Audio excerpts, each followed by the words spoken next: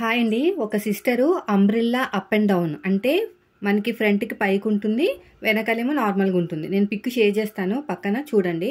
So దాన్ని ఎలా cut చేయాలని అడిగారండి. దానికోసం అయితే వీడియో పోస్ట్ చేస్తున్నాను. వీడియో నచ్చితే మాత్రం ఖచ్చితంగా లైక్ చేయండి. సో ఇప్పుడు చూడండి, ఇది ఉంది కదా, ఇది వచ్చేసి ఒక 3 మీటర్స్ అనుకోండి. 3 మీటర్స్ని ఇలా సగం కింద ఫోల్డ్ చేశాను. ఓకేనా, మళ్ళీ ఇంకొక ఫోల్డింగ్ అయితే చేశాను. ఫోల్డింగ్ చేసిన తర్వాత మనం ఎలాగైతే అంబ్రెల్లాకి మనం వేస్తామో ఫోల్డింగ్, సమోసా ఫోల్డింగ్, అలాగే సమోసా ఫోల్డింగ్ అనేది వేసుకోవాలి. ఇలా అన్నమాట. ఇలా సమోసా ఫోల్డింగ్ వేసుకున్న తర్వాత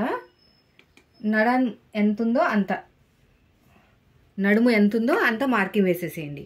వేసిన తర్వాత హైట్ కూడా నేను ఒక 4.5కి మార్కింగ్ వేసుకుంటున్నాను.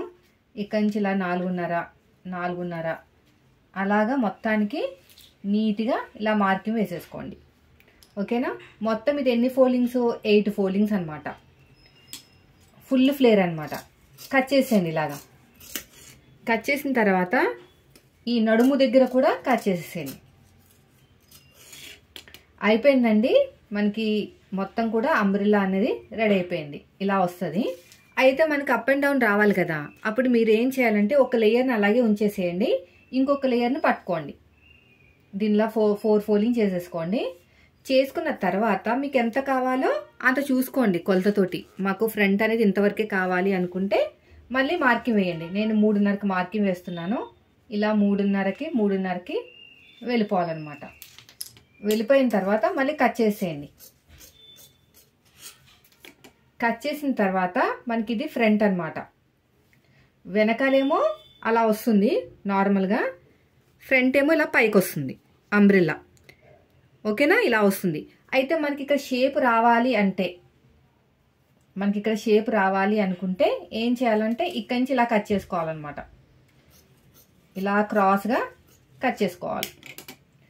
క్రాస్గా కట్ చేసుకుంటే మనకి షేప్ అనేది వస్తుంది. చూడండి, దీన్ని చూపిస్తాను చూడండి. ఇది ఉంది కదా, మీరు ఏం చేయాలంటే ఇలా క్రాస్గా కట్ చేసుకోవాలి. ఇలాగా ఇదొక మెథడు, అదొక మెథడు. మనకి ఇలా రావాలి కదా షేపు. ఇలా రావాలి షేప్ అంటే పైనుంచి కిందకి వెళ్ళాలన్నమాట. ఇలాగా ఇలా వెళ్ళాలి, ఇలా వెళ్ళాలి. అప్పుడు షేప్ అనేది అంబ్రెల్లా షేప్ అనేది కిందకు వస్తుంది. మనం వేసుకున్న తర్వాత తెలుస్తుందండి. ఇప్పుడు తెలియదు, కానీ వేసుకునేటప్పుడు మనకి అప్ అండ్ డౌన్ అనేది తెలుస్తుంది.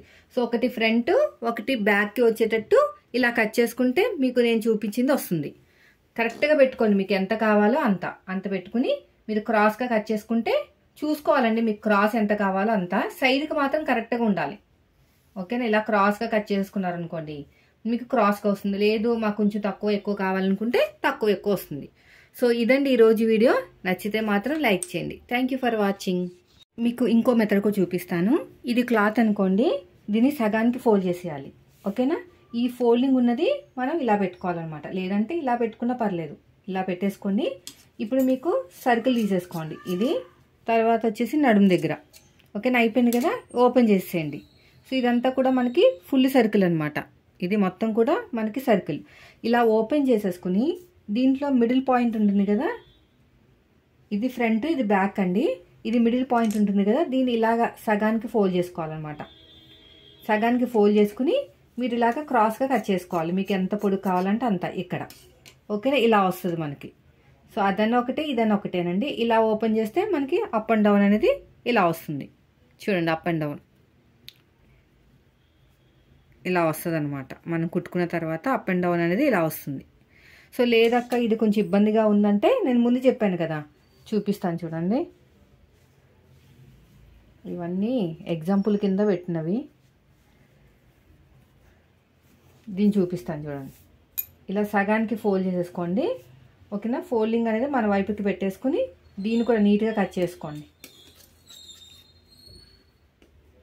2 రకాలు 3 రకాలు ఉంటాయండి. ఏది ఈజీగా ఉంటే అది. ఈ ఫోల్డింగ్ అనేది ఇక్కడ ఉంది కదా, దీన్ని ఇలాగ ఫోల్డింగ్ వైపు పెట్టేసుకుని మళ్ళీ దీన్ని మీరు ఇలా షేప్ ఇచ్చేసేయండి. ఓకేనా, ఇప్పుడు ఏం చేయాలంటే ఇది 2 కింద పార్ట్స్ కింద డివైడ్ చేసేసుకోండి. ఇది ఫ్రంట్, ఇది బ్యాక్. అయితే ఇలాగ పెట్టేసుకుని అంతే ఇలా కట్ చేసేయడమే క్రాస్గా.